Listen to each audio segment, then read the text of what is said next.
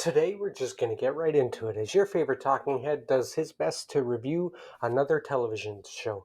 This time, it's another Apple TV, you know how much I love them, show Platonic, starring Byrne and Seth Rogen as the great dynamic duo back together again, Platonic. Go ahead and watch it now. Full season's out. I promise you will enjoy it. Hi, I'm your host, Chris Humphrey, and for those of you who don't know who I am, I'm just another talking head doing my best to get my opinion out there because I want you to see the massive zit on my head that won't go away, but because I want you to go out there and watch more television, watch more movies, do whatever you can to get out there. Now, this show, Platonic, which is now on Apple TV Plus, and you should go out there and watch it. It stars the great dynamic duo like Batman and Robin. So Byrne, Batman, and Robin is obviously Seth Rogen. They have such great chemistry. That's why this show probably works so well. Uh, they probably might go up there as some of the best dynamic duos in movie and television histories. We have a lot, right? We have Michael Douglas and Kathleen Turner in Romancing the Stones, War of the Roses, and Nile, Jewels of the Nile, or something like that. I can't remember. I never remember that last one. We have Faye Dunaway and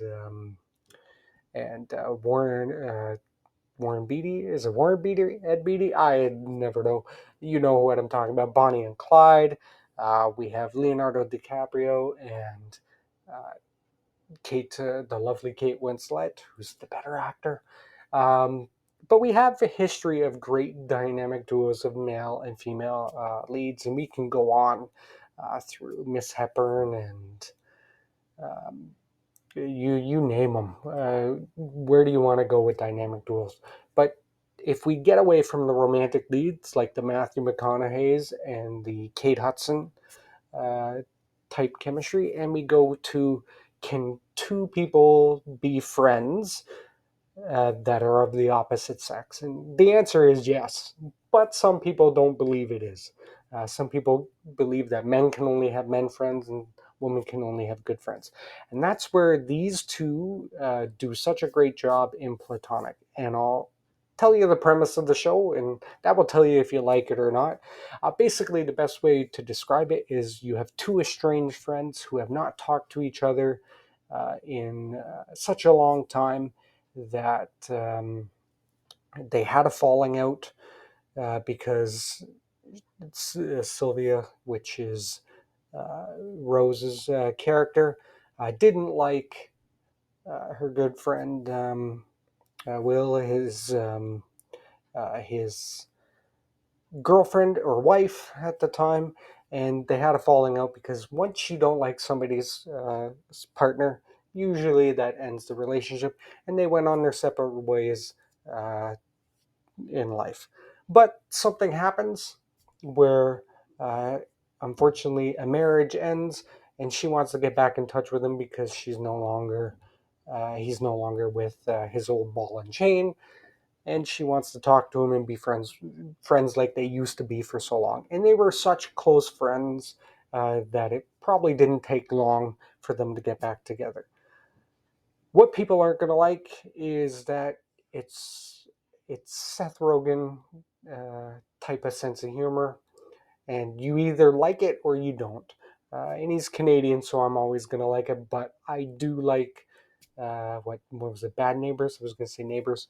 I think it's Neighbors 1 and 2, or Bad Neighbors 1 and 2. I can never remember.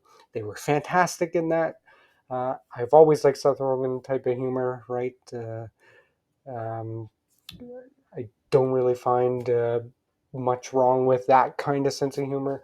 Hell, I even like the Green Hornet, which nobody ever did. But again, like any great Canadian, we don't watch the Green Hornet because of the Green Hornet. We watch it for Kato, right? Which is true. But this show shows you why these two are very compatible. It shows you how well they play off of each other, and I don't doubt that there was at least 100 laughs behind the scenes, because some of the way the lines were delivered were perfect, and that's what makes it very funny. And I would like to see a blooper reel. Usually, Apple tries to release those after I send out a video like this, like they did with Ghosted. But no, they usually like to send out a blooper reel at the end of the year, just to get people to laugh, because they do have such good chemistry. They might not laugh, they just might go to the next take, because they play off of each other so well. And that's a testament to probably their actors, and having a comedian like Seth Rogen, who likes to say stupid stuff because he finds it funny, because all Canadians say stupid stuff because we find stupid things funny. And then you have Rose Byrne, who what the Damages with Glenn Close, very serious actor, gets into these comedy roles with her, and with Seth Rogen, and she holds her own every time. I don't care who you ask. She's a fantastic leading lady. I'm going to be very biased because I'm a huge Damages fan, and I really love Physical.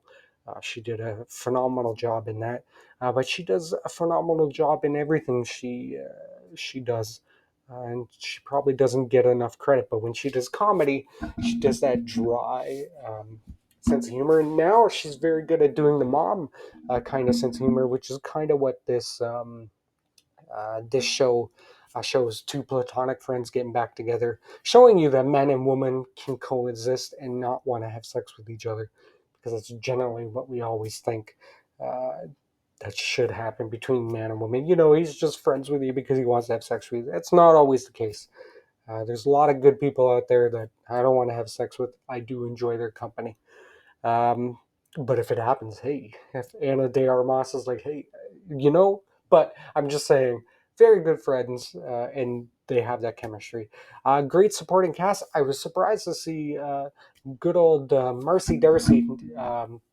Marcy Darcy. He's not Marcy Darcy, but what is this? The second Apple TV show? Is this like the resurgence of Tim McGinley? Right, from the principal or teacher from Happy Days, and now No More Married with Children. But here we go. He's back for probably what I thought was the best episode, because it's a friend sticking up for another friend, because he played such a good dirty character. Right, he's a very talented actor, very funny in his own right. Even Hope and Faith, which he was probably the best part of that show. Don't tell Kelly Ripa, because she'll kill me. Um, but yeah, uh, even he shows up, and I think that was my favorite episode.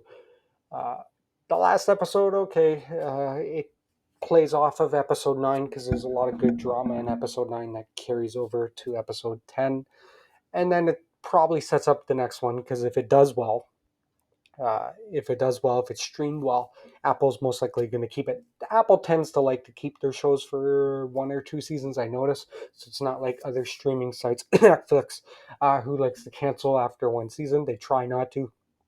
They did it once with a show I liked with Shantaram. Is that how you say it? I like that show. They ended it with a cliffhanger. Apparently, it's canceled. Very sad, heartbroken. But it looks like they're setting up for the next season. Um, but episode 9 uh, is where it picks up the drama part to this comedy, so a dramedy, and carries over to 10, and probably will carry on to the next season. And it's very human. It's very relatable. Yeah, these characters are very relatable, right?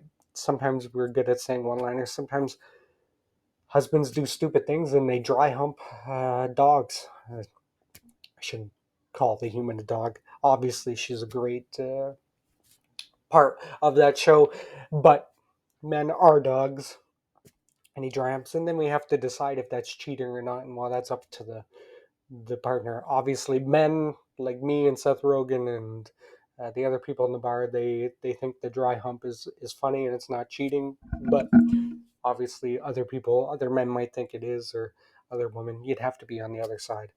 I would think it was funny, especially if there was a camera in that office and she could see the dry hump, because it just looked like a teenager. doing a dance with somebody, thinking they're about to get laid. But I liked it. I liked the back and forth between the two. I liked seeing a good friendship between a man and woman, right? That you can be friends without sexual tension. And I liked breaking into homes to steal a lizard. I like uh, bars, and I like creating beer, so that made me happy.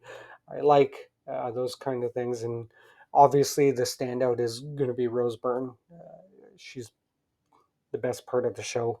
You can probably ask her husband too. He probably says she's the best part of the show.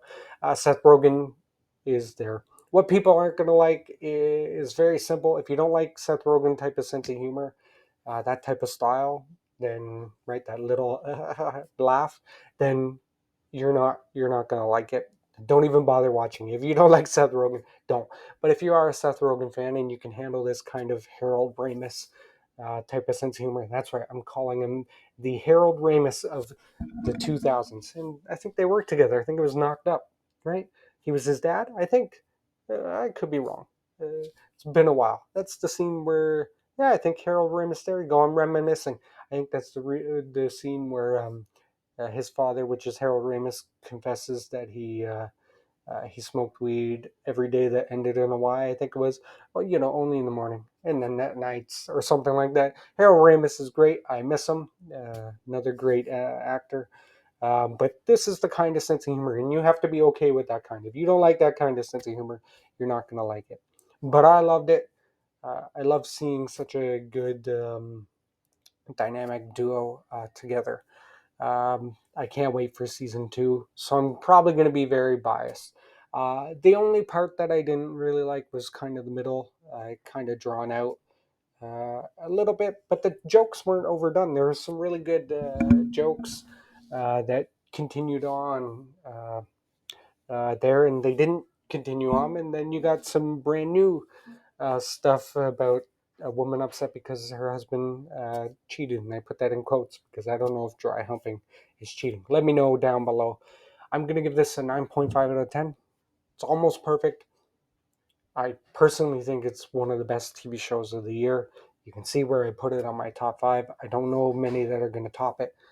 Let me know why you're not watching Apple TV Plus down below. It's the cheapest one out there streaming. I think it's the best one personally for quality. It might not necessarily be quantity wise, but they just keep putting out quality comedies, shrinking, trying.